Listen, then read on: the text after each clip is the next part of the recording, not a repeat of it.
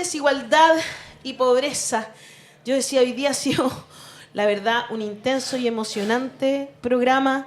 Luis, Venus, bienvenidos ambos. Es que partimos el programa, bueno, analizando como siempre la política, etcétera, del cobre, todas esas cosas que están pasando en la actualidad. Pero también conversamos, por ejemplo, sobre lo que pasó con esta mujer haitiana en Rengo. Ahora estamos hablando del cierre de Corona. Son cosas que se van sumando y pucha que tienen que ver con lo que vamos a hablar hoy día con Venus Reyes, investigadora de la Fundación Sol, y Luis Mesina, dirigente, por supuesto, bancario y también de No Más AFP. ¿Con quiénes vamos a hablar de esta nueva forma de medir la pobreza y cómo eso repercute en nuestro país? ¿Cómo están? Bienvenida, bienvenido. Welcome. Muchas gracias. Muchas gracias.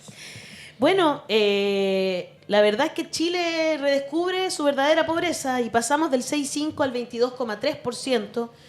Y no es que realmente haya aumentado, así como que en su bolsillo haya pasado algo, sino que es una nueva forma de medir. Y esto es muy interesante. Si nos pueden, partamos por explicar así sencillamente cómo, o no tan sencillamente, pero tratando de hacerlo sencillo para nuestro público, lo que pasó. Venus, parto contigo. Gracias.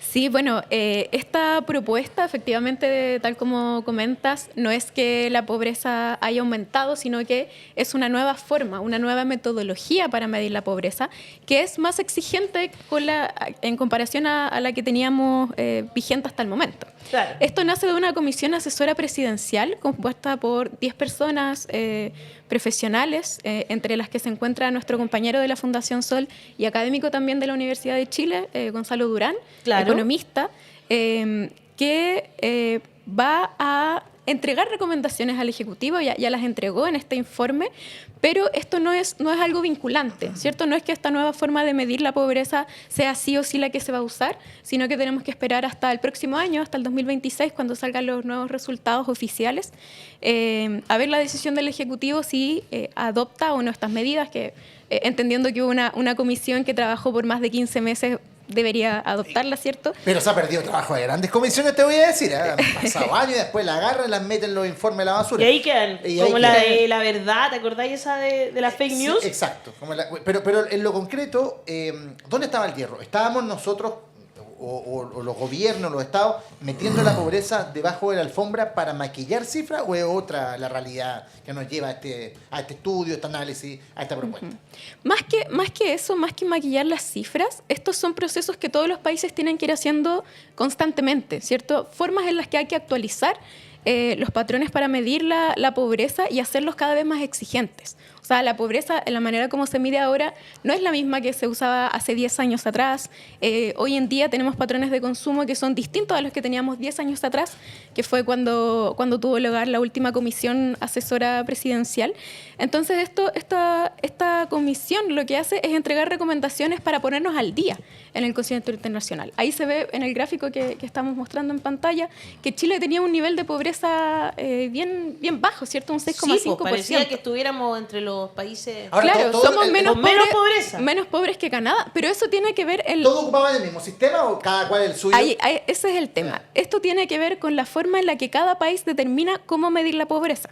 Es decir, cada uno de estos países tiene distintos estándares para medir la pobreza. Por eso Chile se está poniendo al día actualizando ciertas cuestiones en las que podemos profundizar en un rato para poder actualizarnos y tener una medición más exigente, ¿cierto? Que de alguna manera refleje mejor la realidad de los hogares chilenos. Absolutamente. Bueno, esta realidad parece haber sido completamente distinta a la que en realidad creíamos. Luis, ¿cómo lo ves? Sí, mira, ese dato en la lámina que recién se publicó es muy ilustrativa de lo que realmente ocurre en nuestro país. Y como bien decía Beno, no es que hayamos de la noche a la mañana descubierto que la pobreza aumentó, sino lo que hace esta comisión asesora que ha presentado una propuesta es que actualiza criterios para poder definir adecuada y pertinentemente qué es lo que estamos entendiendo por pobreza. Esta idea que creo que sería bueno que más adelante lo pudiera explicar, esta visión multidimensional de la pobreza. La pobreza no es solamente la falta de ingresos, o no es tampoco solamente el que una familia perciba ingresos escuálidos que lo ubiquen cerca de la línea de la pobreza. No es solamente eso la pobreza. La pobreza tiene que ver con otras dimensiones. En un país donde se exacerba el consumo, como el caso chileno, es evidente que la ciudadanía, el hombre, la mujer común y corriente, cuando no tienen los suficientes ingresos para acceder a esa tremenda oferta de bienes y servicios que, comillas, el mercado le ofrece, es evidentemente una persona que puede sentirse pobre también. Pero tiene que ver con un aspecto subjetivo. ¿Cómo te sientes tú? Puede que tengas cubiertas ciertas necesidades básicas y sin embargo seas muy pobre. Entonces, el que se hayan incorporado nuevos indicadores, en primer lugar, eso es tremendamente relevante. Se da la paradoja que Chile aparecía como el país menos pobre de la región. Estamos hablando de toda América. Éramos menos pobres que Canadá, menos pobres que Estados Unidos. Con este ajuste vamos a quedar más o menos al nivel de Paraguay, porque ahí tendríamos que ubicarnos nuevamente con este 22,3%. ¿Qué ha hecho este dato, este informe? Que además hay que decirlo, porque Venus decía, bueno, participa nuestro querido amigo Gonzalo Durán, que es investigador y profesor al mismo tiempo de la Universidad de Chile, investigador de Fundación Sol. Era el único más crítico porque había gente que pertenece a instituciones que tradicionalmente han defendido el modelo económico. Y sin embargo, eso es lo más importante de este informe, que todos terminan concluyendo que hay que modificar esto. Eso es lo relevante. Es decir, tenemos mucha pobreza en nuestro país y para quienes nos están escuchando, por eso trate la gente, antes de emitir juicios categóricos y condenatorios a quienes están vendiendo en las calles, Ya. que esa gente no es más que la expresión de la pobreza a la que ha llegado nuestro país. Hay gente, mucha gente honrada que está vendiendo en la calle. No todos son delincuentes, por supuesto que hay delincuentes, hay que combatir la delincuencia. Es que ese es otro tema. Claro, pero cuando yo en la mañana pasaba por ahí, por Ahumada, yo llego generalmente temprano, antes de las 9, y veía señoras que están vendiendo sándwich para que la gente que haga... Bueno, esa gente... Que también le da un servicio a gente que no tiene plata para comprarse en un negocio. Esa gente honrada, es muy honrada, trabaja, pues se levanta muy temprano, pero esa gente, ¿dónde clasifica? Entonces, el nivel, cómo se empieza a manifestar la situación en el país es también reflejo de lo que pasa cuando las colas en las ferias aumentan, cuadra y cuadra los coleros. Bueno, ese es un indicador, yo diría, casi científico. Es el mejor indicador para medir, empírico finalmente. Y ahí llegamos a otro punto. Perdón, Chile tiene la segunda feria más grande del mundo por los coleros. ¿Sí? Hay una en Brasil, si no me equivoco, en Cerrillo. Puede ser. Debe ser gigante esa cuestión. No, es que, pero hay varias grandes acá. Es que mi marido trabajó mucho tiempo, tenía que hacer unas cosas en las ferias, ir a buscar personas que hicieran terminar sus estudios. Y conoció todas las ferias y me decía que era una cuestión. Y bueno, y está ratificado a nivel mundial. Es la segunda feria más grande del mundo. ¿Estuvo en la Escuela del Cariño? Sí. Ah, se las conozco, Sí, es un trabajo espectacular. Un día podríamos invitar a la Escuela del Cariño. Sí, un de verdad, trabajo que se bonito, pasaron. sí. Oye, pero quiero volver a la línea y ahí quería consultarte a ti, Venus, porque en el fondo, a ver, estamos viviendo una realidad compleja, ¿cierto? Venimos de una pandemia, no fue hace tampoco, se precarizaron las condiciones laborales, hay también dificultades para que la mujer pueda acceder al mundo del trabajo, se están pagando menos sueldos, ha habido una precarización general, ¿cierto? ¿Incide directamente esto en los números que estamos viendo o hay otros factores que tú te has dado cuenta que nos marcan este aumento de la pobreza? Hay distintos factores y muchos de estos factores tienen que ver también, como decía hace un rato, con los patrones de consumo propios de la sociedad. Perfecto. Estamos en una sociedad que no es la misma que hace 10 años. Estamos consumiendo cosas distintas de hace 10 años. Ropa, estábamos conversando recién. O sea, ropa siempre se ha usado, pero Claro, por ejemplo, pero... plataformas de streaming es algo que hace 10 años quizás no estaba tan extendido, ¿cierto? El mismo celular. El mismo teléfono, Claro. tener acceso a internet, que también por efecto de la pandemia se volvió una necesidad bien importante, ¿cierto? Y a la vez lo que hace esta comisión es establecer recomendaciones que vayan en el sentido de actualizar la medición de la pobreza a ese tipo de cosas. Y ahí hay 3 puntos a destacar. Por una parte está lo que es la EPF, la encuesta de presupuestos familiares, que es una encuesta que levanta el Instituto Nacional de Estadísticas, el INE, y lo que hace de alguna manera es actualizar esta encuesta de presupuestos familiares, actualizar los patrones de consumo, pero no el más actualizado. Eso hay que tenerlo bien claro. Cuando nosotros hablamos de que la pobreza sube un 22,3% en esta nueva medición, es un punto de partida, es un al menos suba al 22,3%. ¿Y por qué digo esto? Eso. Porque la comisión estuvo de acuerdo en usar la penúltima encuesta de presupuestos familiares, no la última. La última que se tomó fue en pandemia y fue posterior a los retiros de la AFP, fue en un contexto bien coyuntural, ¿cierto? Un contexto distinto al que se había dado en otras encuestas. Entonces esos patrones no se consideraron porque había como una especie de exceso de liquidez, según algunos comisionados. Entonces no se llegó al consenso de usar la última encuesta, sino que la penúltima. Entonces estamos trabajando con una canasta de aproximadamente el año 2016 y 2017, que si bien está más actualizada que la última encuesta que estábamos utilizando, no está actualizada el día de hoy. Entonces por eso decimos que la pobreza es de al menos un 22,3%. Otro segundo punto que recomienda la comisión es también hablar de la canasta básica de alimentos, ¿cierto? Que esto es algo bien conocido, por lo menos de nombre, que es aquella canasta que define el INE, que tiene los alimentos como básicos en base a un umbral de kilocalorías por persona, pero a la vez esta canasta no estaba considerando alimentos saludables. Entonces, la comisión también propone dar un salto de calidad, además de la cantidad, un salto de calidad en los alimentos que están considerados en esta canasta, que ese igual es otro punto que llega a actualizar esta línea de la pobreza. Y en tercer lugar, hay una cuestión que, y aquí quizás lo podemos profundizar más rato, pero tiene que ver con el alquiler imputado, que es un ingreso, una especie de ingreso ficticio que se imputa, es como que se agregara a los ingresos de los hogares que son propietarios de una vivienda. Entonces, este alquiler imputado lo que hizo en su momento fue distorsionar mucho los niveles de pobreza. Esa es la razón por la cual la Comisión Asesora Presidencial está proponiendo eliminar el concepto de alquiler imputado y trabajar con dos líneas de la pobreza, de manera de distinguir quiénes son propietarios y quiénes no son propietarios de sus viviendas. Sí, que por supuesto que hay un cambio ahí gigante, po. Exacto. Es muy extraña esa, no sabía ni siquiera que existía. La realidad más extrema, digamos, es que en la CACEN 2022 se evidencian más de 24.000 hogares que, teniendo ingreso monetario cero, no estaban considerados pobres por el efecto del alquiler imputado.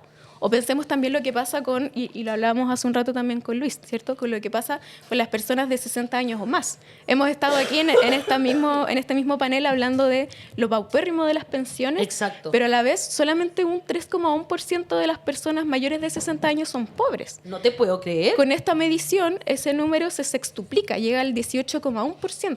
Wow. Entonces aquí hay cuestiones que, claro, por la técnica, por la metodología, están provocando distorsiones en lo que era la medición antigua de la pobreza, y eso es lo que se busca actualizar con esta nueva propuesta. Y eso solo para cerrar, por parte de la pobreza por ingresos, porque tal como decía Luis, aquí también se actualizan cuestiones de la pobreza multidimensional que considera otras áreas también. Sí, de hecho había gente que estaba preguntando si esto en algún momento le va a repercutir en el registro social de hogares, porque muchas veces la gente no se siente parte del porcentaje que le dicen. O sea, es como que no, tú estás dentro del 70%, entonces no accedes a nada, bueno, porque casi todo claro, es para el 40%, ¿no es cierto? Bueno, esto ha servido, yo creo que es relevante la observación que haces tú, ¿no, Alejandra? Y que es de una auditora. No, porque esto se corresponde un poco con la estrategia de quien maneja la billetera fiscal. Y voy a emitir un juicio que es más bien político, pero que está vinculado al tema técnico. Es frecuente que los ministros de Hacienda, con todos sus asesores, particularmente en la Dirección de Presupuesto, tiendan generalmente a tratar de modificar aquellos indicadores que impiden que se transparente de mejor manera la forma de estipular si una persona requiere o no requiere asistencia del Estado. ¿Qué significa esto en términos prácticos para quienes nos escuchan? Eso. Que, por ejemplo, este tema que a ti te sorprende, bueno, nos sorprende a todos, esta famosa fórmula del alquiler imputado, que personas no habiendo recibido ni un peso aparecen por encima de la línea de la pobreza, es decir, gente que no es pobre. Esto es increíble. Pero eso no solamente tiene esa peculiar consideración de que dejan de llamarlo pobre, sino que tiene efectos prácticos, porque el Estado no va a otorgarle beneficios. Y me refiero concretamente a muchos beneficios, particularmente a los de la tercera edad, a la gente que está pensionada. Hay datos que son categóricos. Mucha gente en este país, y lo vamos a ver a partir de enero del próximo año, cuando haga crisis, la reforma de pensiones que se aprobó, yo iría contrariando todo el sentimiento general de la gente que pedía un mejoramiento realmente importante a las pensiones. Porque en enero efectivamente se van a aplicar ya una parte de la reforma. Mucha gente, es bueno que lo sepan, porque se entiende que la pensión garantizada universal, por ejemplo, llega al 90% de la población. El problema es que hay que preguntarse quién califica dentro del 90%. Y dependiendo de la calificación que te haga el Estado con estos nuevos, con viejos indicadores que tiene, te puede dejar perfectamente considerado dentro del 10% más rico. Claro. Entonces, si tú vives en un sector donde el promedio de los arriendos son 600, 700 mil pesos, lo más probable que, sumado al ingreso que tienes tú, puedas quedar fuera de la calificación para acceder a ese beneficio, y que lo estamos viendo. Eso sumado a un dato que me parece relevante y que, si bien es cierto no está directamente ligado con esto, pero creo que es relevante decirlo para quienes nos escuchan. Mira, Fundación Sol también sacó esta información, pero está en la superintendencia. La deuda previsional se quintuplicó en los últimos 5 años. Se quintuplicó y supera los 26,4 billones de pesos en cotizaciones declaradas y no pagadas. 26,4 billones, es decir, 26,4 millones de pesos. Claro, ¿sí? tremendo. De eso estamos hablando. Casi 6 veces el PIB, más o menos el equivalente podría ser. Esa deuda la tiene la gente que le han declarado y no pagado. Entonces, cuando esa gente llegue a pensionarse, o sea, si las pensiones son bajas hoy día, imagínate cómo va a impactar eso. Y cuando se señala que el 70% de las personas de este país con sus salarios no podrán salir de la pobreza, bueno, es una cifra realmente escalofriante, y que creo que requiere de abordar otro tema, que es el crecimiento de los salarios, o el crecimiento de la desigualdad, o el crecimiento y la concentración de la riqueza en nuestro país. Claro. ¿Qué implicancias va a tener para la gente al final? Bueno, ahí estamos viendo deuda previsional, se quintuplicó en los últimos 5 años y supera los 26,4 billones Esa es una en cotizaciones cifra declaradas y no pagadas. ¿Esto qué significa en realidad? O sea, así como, ¿cuál es la profundidad de esto? Bueno, ¿Por qué la gente tiene esas deudas? Bueno, mucha gente no lo sabe, porque, por ejemplo, mucha gente no lo sabe. Mira, cuando ocurrió el tema de los retiros, ¿se recuerdan ustedes? Mucha gente fue a retirar plata. Entre los retiros y el famoso préstamo, claro, bueno, del Estado, que se suponía que era en cero y que llevaba... Hasta el día de hoy lo estamos pagando. Rodrigo y yo no sabemos cuánto hemos pagado. Pero yo siento que he pagado como 4 préstamos en el servicio impuesto a impuestos. Pero a la gente le dijeron que no tenía fondos. Claro. Mucha gente que llegó a cobrar, no, usted no tiene fondos, pero como si yo trabajé 10, 15, 20 años y siempre me descontó el patrón, tengo mis liquidaciones. El problema es que el patrón le descontaba el 10% a la cuenta individual, la declaraba, pero no la enteraba, no la pagaba. Y eso es lo que está reflejado en esta infografía, que es lapidaria. O sea, esto era ser motivo de un escándalo, pero de proporciones en nuestro país, porque esa deuda es una deuda que tienen los empleadores con los trabajadores. Mucha gente no lo sabe. Entonces, esto va a tener un impacto directo y tiene que ver con lo que planteaba Venus. Bueno, esto se suma a la pobreza. Ah, miércoles. No puede ser. O sea, son los empleadores que no han pagado las cotizaciones de sus trabajadores. Y mira cómo fue subiendo. En el tiempo fue subiendo de manera, yo diría, escandalosa. Yo no encuentro tremendo esto. O sea, la implicancia para esas personas que pueden estar a punto de tener que salir ya del sistema, digamos, que están sobre los 65 años. Esto es tremendo, ¿no? Bueno, por supuesto. Mira, lo que yo creo que es relevante lo que planteó muy genéricamente de Venus acerca de esta dimensión o sea, la pobreza multidimensional, que en el fondo son otro tipo de carencias que generalmente no son abordadas porque siempre nos referimos, cuando hablamos de pobreza, al tema del ingreso, que por supuesto es relevante, es quizás lo más relevante. Obvio. Si yo no tengo ingreso, bueno, soy pobre, pues evidente. Pero hay otras dimensiones que creo que es relevante que la gente empiece a conocerlas.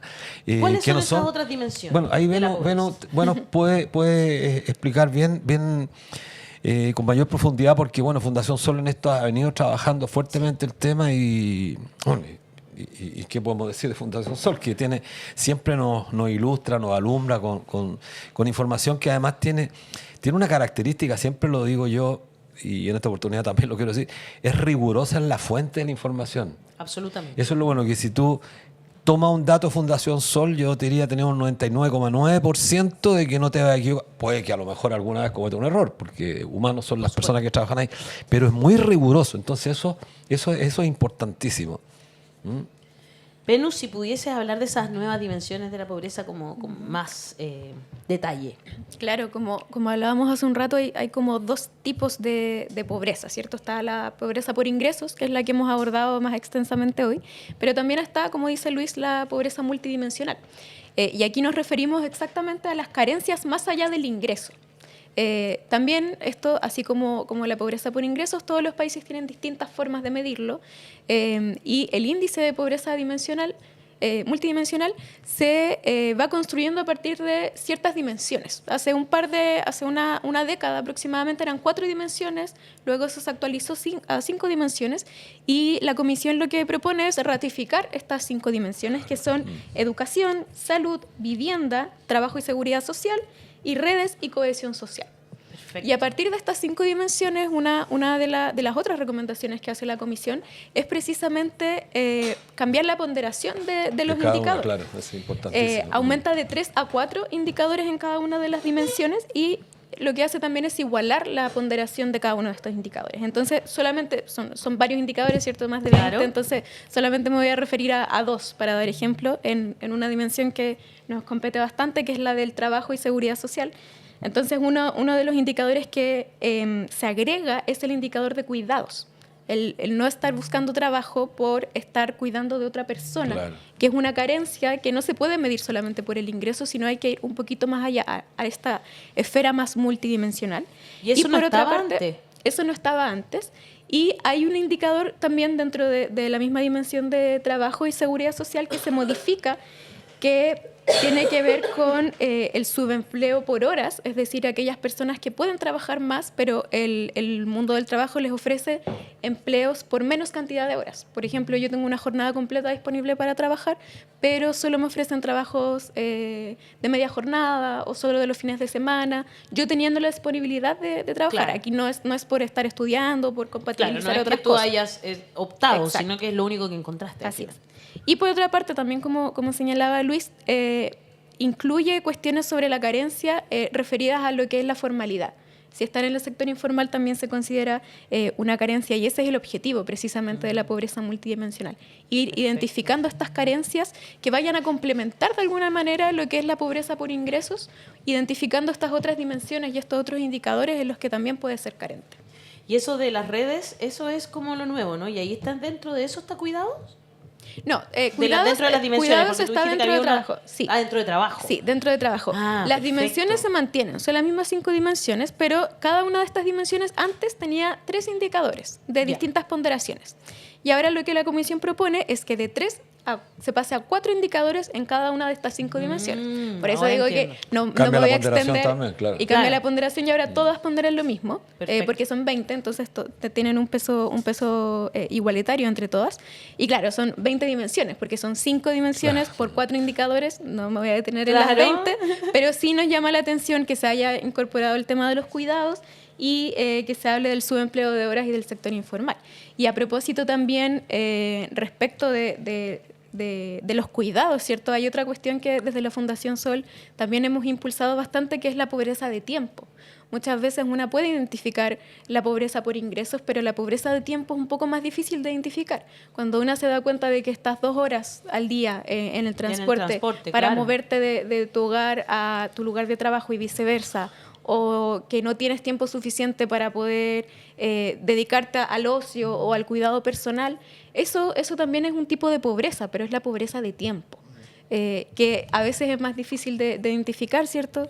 Pero de todas maneras es un concepto que tenemos que tener a la mano cuando hablamos de pobreza. La pobreza no es solamente no tener ingresos suficientes, sino que está esta multidimensionalidad también. Absolutamente. Sí, quería solamente precisar porque a pie del comentario que hice hace algún rato respecto a la obsesión que tienen los ministros de Hacienda y no lo terminé de explicar, pero lo digo muy brevemente. ¿Cuál es el problema con los que nos encontramos los ciudadanos comunes y corrientes en el país respecto de quienes manejan la billetera fiscal del país?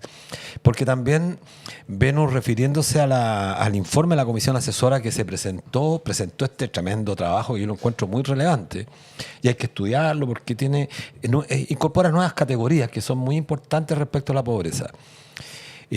¿Cuál es el problema? Que no es vinculante. Y como no es vinculante, lo que va a hacer el ministro de Hacienda es tomarlo y tirarlo al tacho de la basura, lo más probable. ¿Y por qué digo esto responsablemente? Porque los ministros de Hacienda tienen una obsesión, por lo menos los ministros de Hacienda de los últimos 45, 50 años, que es esa obsesión por el control del déficit fiscal. O dicho de otra manera, el equilibrio de las cuentas fiscales, que es una decisión que se tomó en el año 89, 90 en el famoso consenso de Washington, donde el alumno predilecto de los norteamericanos es Chile. Los mejores ministros de Hacienda calificados son los chilenos porque en eso son absolutamente disciplinados. No gastan, tienen una obsesión por el endeudamiento del país. Chile efectivamente hoy día ha aumentado su endeudamiento, pero todavía tiene rangos para seguir endeudándose. No tiene nada de grave endeudarse. El problema es que hay que generar justamente los recursos para servir esa deuda. Ahora, ¿por qué digo esto? Porque no se toman en consideración esto, porque esto ¿qué implica? Implica gastos. ¿Y quién tiene que gastar esto? El Estado fundamentalmente. Entonces el Estado trata de constreñir el gasto y justamente para poder constreñirlo busca distintos instrumentos, distintas herramientas que justamente tratan de que la gente no califique como beneficiaria de ciertos beneficios. Y lo digo a propósito de que, por ejemplo, los sectores más perjudicados son siempre las mujeres, al punto de que muchos de los beneficios que el Estado tiene que garantizarle a las mujeres le exige 5 años más, o sea, a los 65, mono por hijo, PGU, etcétera. Entonces, bueno, ahí hay una abierta discriminación hacia la mujer que no ha sido posible revertir. Y lo digo a propósito de esto porque esto implicaría, si pasamos la pobreza a un 6,5, a un 22,3%, bueno, estamos... Hay que pensar inmediatamente que casi un cuarto de la población chilena es pobre, claro. Estamos hablando de 4,5 millones de personas que son pobres en nuestro país. Y por lo tanto el Estado tendría que hacerse cargo de eso de alguna manera, subsidiando, colaborando justamente a propósito de las dimensiones que planteaba Venus. El tema de la vivienda, que es tremendamente trágico y que está considerado en este tema. O sea, ¿cómo se aborda el tema de la vivienda? Cuando lejos de disminuir sigue aumentando y el Estado... nosotros conversamos hace una semana con Miguel Launer, Premio Nacional de Arquitectura, un tipo brillante, tiene 97 años, está lúcido el tipo, 97 años, fue uno de los arquitectos a cargo de la UNTA. Conocemos aquí, amigos, esta casa. Brillante. Bueno, y él decía justamente, miren, Santiago, la comuna de Santiago tiene una cantidad de metros disponibles, metros cuadrados disponibles para construir y resolver el tema habitacional, que no es necesario mandar a la gente fuera a la periferia. ¿Pero eso qué significa? Una decisión del Estado. El Estado tiene que invertir, tiene que comprar terrenos, tiene que comprar territorio para edificar y colocarlo al servicio de la ciudadanía de forma tal que esa variable se empiece a abordar de manera directa por parte del Estado y no sigamos reproduciendo la pobreza. A eso me refería entonces cuando digo que los ministros de Hacienda son quizás los que cuidan más la billetera, pero no con un sentido de mantener el equilibrio de las finanzas públicas de nuestro país, sino que fundamentalmente para responder a la exigencia que se hacen en el exterior para pagar finalmente los compromisos con los grandes capitales chilenos y también con los capitales extranjeros. Absolutamente. Bueno, vamos a seguir, por supuesto, muy pendientes de esto y ojalá que sí, porque esto no, a pesar de no ser vinculante, en algún momento sí sea la fórmula, porque es la que se debe utilizar realmente. O sea, no podemos estar utilizando la misma fórmula a principios de los años 90 en el año 2025. Han pasado cuántos años, ¿no es cierto? Para más de 35 años, no podemos seguir utilizando la misma fórmula porque las necesidades son distintas. El mundo ha cambiado. Y es así de sencillo y triste a la vez. Bernardo Evia Garrido dice: desde hace 9 años no recibo un peso de nadie. Y no soy pobre, porque tengo casa propia que debo arrendar para vivir. Evelyn dice: se oculta detrás de una ficha, la pobreza se oculta detrás de una ficha de protección social que no muestra la realidad de los hogares. Paulina R: vivimos en un sistema neoliberal donde estas artimañas son comunes para ocultar la pobreza. Es tiempo que se transparente la realidad. Excelente trabajo de Fundación Sol. Angélica Palleras dice: los patrones han robado los ahorros de las y los trabajadores y no han pagado sus imposiciones. Es un robo que condena a la miseria en la vejez. Y así todo, hay personas que predican que hay que aumentar la edad de jubilación. Por favor. Un solo dato, Alejandra, que me parece relevante, que no sé si lo alcanzaste a decir, Venus, está la vulnerabilidad también de las personas respecto a la pobreza. Y nosotros, por ejemplo, en el sector financiero, donde trabaja gente con ingresos que están por encima del promedio, suponte una familia de 4 personas, trabaja el hombre y la mujer y tienen ingresos por 2 millones, 3 millones de pesos. Son gente que tiene un buen ingreso, un buen pasar. Pero, de la noche a la mañana, como está ocurriendo, pierden el empleo. Ambos. ¿Qué pasa con esa gente? Esa gente tiene compromiso porque está sirviendo un crédito hipotecario, tiene a sus hijos en colegios particulares. De la noche a la mañana, se convierte en una persona que puede caer perfectamente en la pobreza. Y quiero pasar un aviso antes de que termine el programa, porque quiero invitar, hay un lanzamiento de un libro este día 7 de agosto a las 18 horas en la sede de La Confusana, aquí cerquita, en Fanor Velasco 31.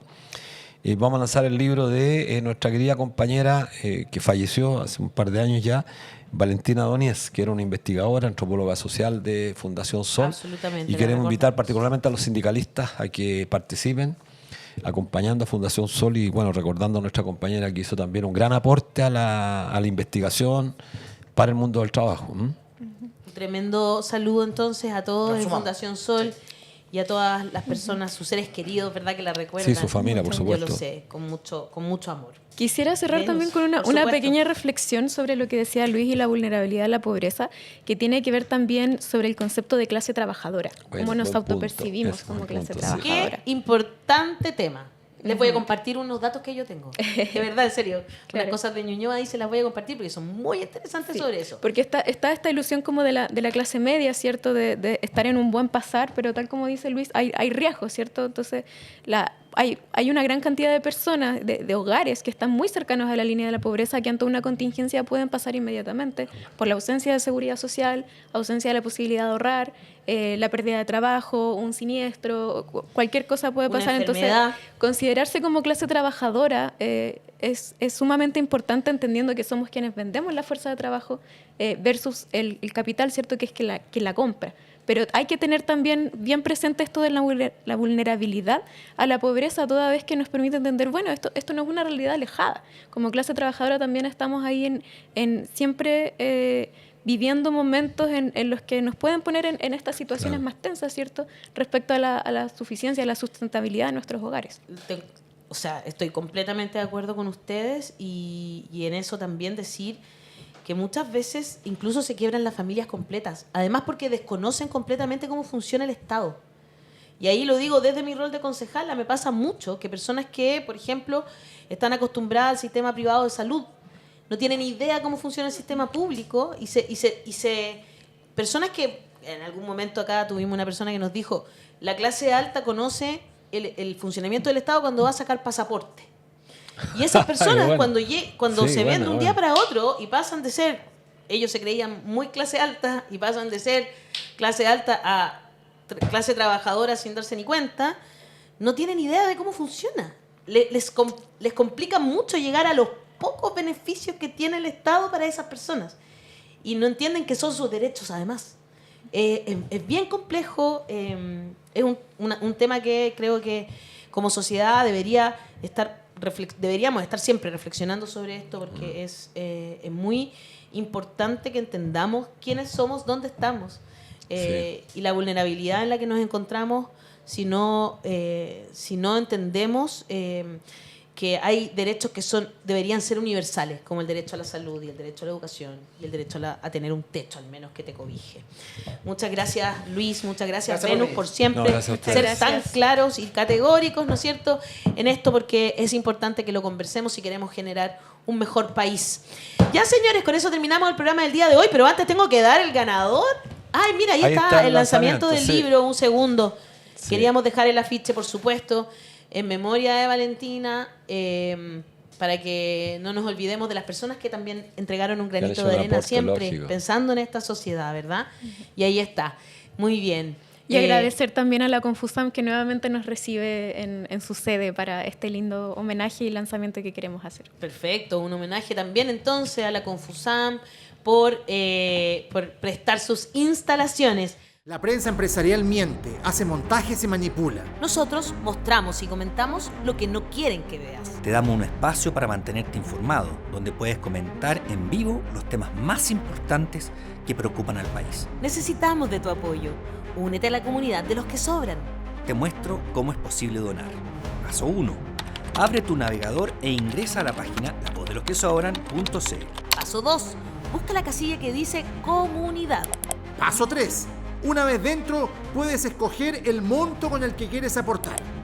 Paso 4. Rellena los datos y listo. Habrás ayudado a La Voz de los que Sobran, un medio independiente Que te da una mirada más amplia y crítica de las noticias del día a día. La verdad no se calla. La Voz de los que Sobran, contigo.